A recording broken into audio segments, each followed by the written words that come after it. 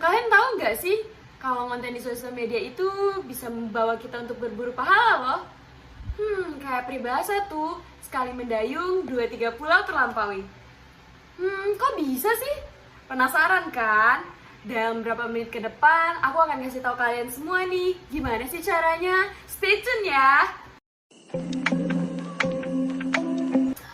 Assalamualaikum warahmatullahi wabarakatuh. Halo teman-teman semua, kenalan dulu yuk sama aku. Perkenalkan, nama aku Feby Lailani Salsabila, biasa dipanggil Feby.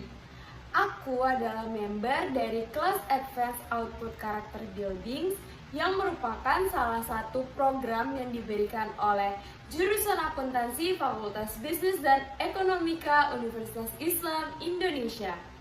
Dan kali ini aku akan menyampaikan suatu topik yang insya Allah akan berguna untuk kalian semua. Apa tuh? Yaps, dakwah melalui media sosial dan teknologi yang katanya sih bisa membuat kita mendapatkan pahala loh. Seperti yang aku lakukan saat ini nih.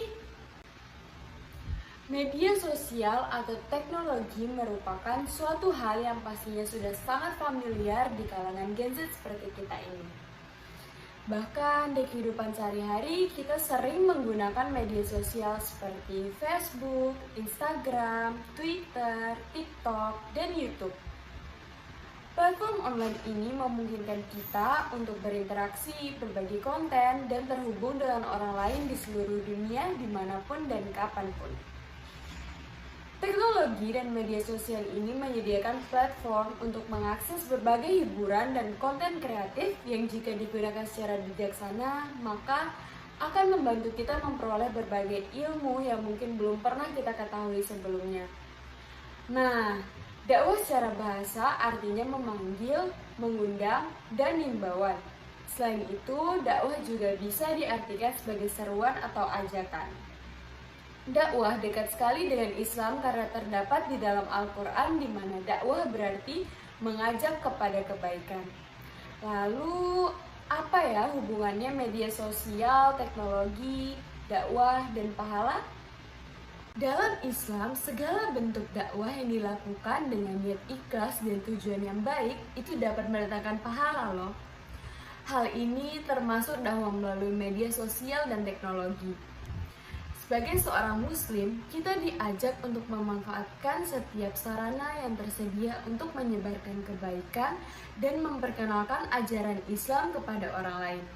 Maka dari itu, kita harus bersyukur nih dengan perkembangan media sosial dan teknologi saat ini.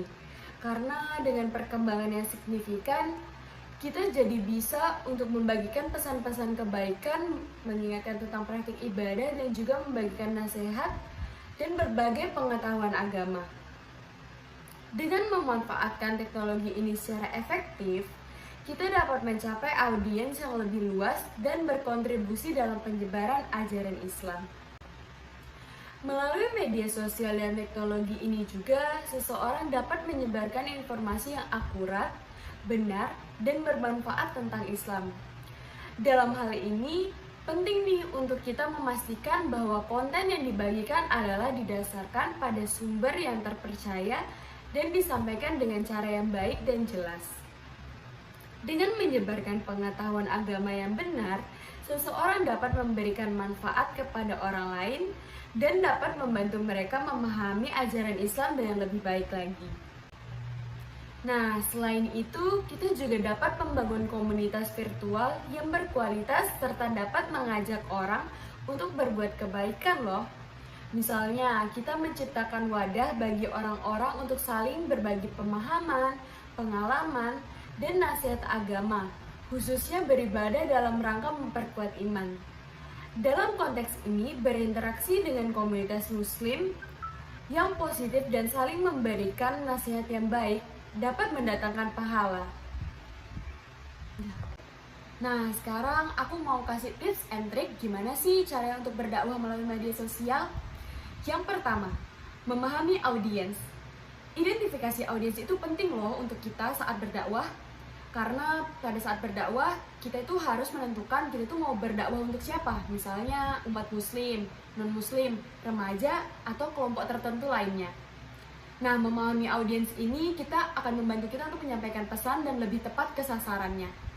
Yang kedua, berbagi konten yang bermanfaat. Nah, kita itu harus membagi konten yang bermanfaat, misalnya itu yang informatif, inspiratif, dan bermanfaat bagi orang lain tentunya. Nah, di sini kita juga harus memberikan pemahaman agama yang mendalam, seperti cerita inspiratif, nasihat kehidupan, dan lain sebagainya. Konten yang berkualitas itu akan menarik perhatian dan pastinya meningkatkan kepercayaan orang-orang terhadap dakwah yang kita lakukan. Yang ketiga, gunakan berbagai media. Manfaatkan berbagai jenis media ini seperti teks, gambar, video, dan audio untuk menyampaikan pesan yang ingin kita sebarkan kepada audiens kita. Misalnya posting dengan kutipan agama, membuat gambar infografis, membuat video ceramah singkat, atau podcast dakwah. Itu dapat menjangkau audiens dengan berbagai preferensi konsumsi media. Yang keempat, aktif di berbagai platform media sosial. Nah, kita tuh harus aktif di berbagai media sosial yang sedang populer saat ini. Nah, ini pastinya akan membantu kita untuk bisa menyebarkan banyak konten agama di platform yang pastinya sedang ramai sekarang. Misalnya Facebook, Instagram, Twitter, YouTube, dan juga TikTok. Yang kelima, gunakan bahasa yang mudah dipahami. Nah, di sini kita harus menyampaikan pesan kita sesuai dengan bahasa yang pastinya mudah dipahami oleh audiens kita nih. Nah, terus hindari menjelaskan istilah-istilah agama yang kompleks, kecuali jika kita itu ngejelasinnya secara terperinci tuh. Usahakan untuk menggunakan bahasa yang inklusif dan menghindari bahasa yang menyinggung atau memicu perdebatan. Yang keenam, ketika bertemu secara langsung, kita itu harus berinteraksi dong dengan audiens. Nah, respon terhadap komentar, pesan pribadi, dan pertanyaan dari audiens itu akan membantu kita untuk terus berkembang nantinya. Yang ketujuh, gunakan kesaksian pribadi. Misalnya nih, kita menceritakan pengalaman pribadi kita tentang bagaimana agama telah mempengaruhi kehidupan kita. Nah, kesaksian pribadi ini dapat memiliki dampak yang kuat dan dapat membuat orang lain merasa terinspirasi atau terhubung dengan pesan kita pastinya. Yang ke-8, hormati perbedaan. Ketika berdakwah di media sosial, penting untuk menghormati perbedaan keyakinan dan pandangan orang lain. Jangan sampai mengkritik atau menghakimi secara langsung. Dan fokuslah pada penyampaian pesan-pesan positif dan inspiratif. Dan yang terakhir, berkolaborasi dengan orang lain. Carilah kesempatan untuk berkolaborasi dengan tokoh agama, influencer, atau organisasi yang ada. Nah, aku udah kasih nih tips-tips gimana sih cara dakwah di media sosial. Nah, sekarang kalian jadi tahu kan kenapa dakwah melalui media sosial itu bisa mendatangkan pahala untuk kita. Sebenarnya nggak dakwah aja sih, semua konten yang tujuannya untuk menyebarkan kebaikan pasti akan dibalas sesuatu yang lebih baik oleh Allah Subhanahu wa Ta'ala. Semoga dari pembahasan kali ini kalian bisa mendapatkan inspirasi. Kira-kira konten seperti apa nih yang ingin kalian upload di media sosial kalian? Nah, terima kasih atas perhatiannya. Kalau ada salah kata, mohon dimaafkan ya teman-teman semua. Aku pamit undur diri. Wassalamualaikum warahmatullahi wabarakatuh. Bye-bye.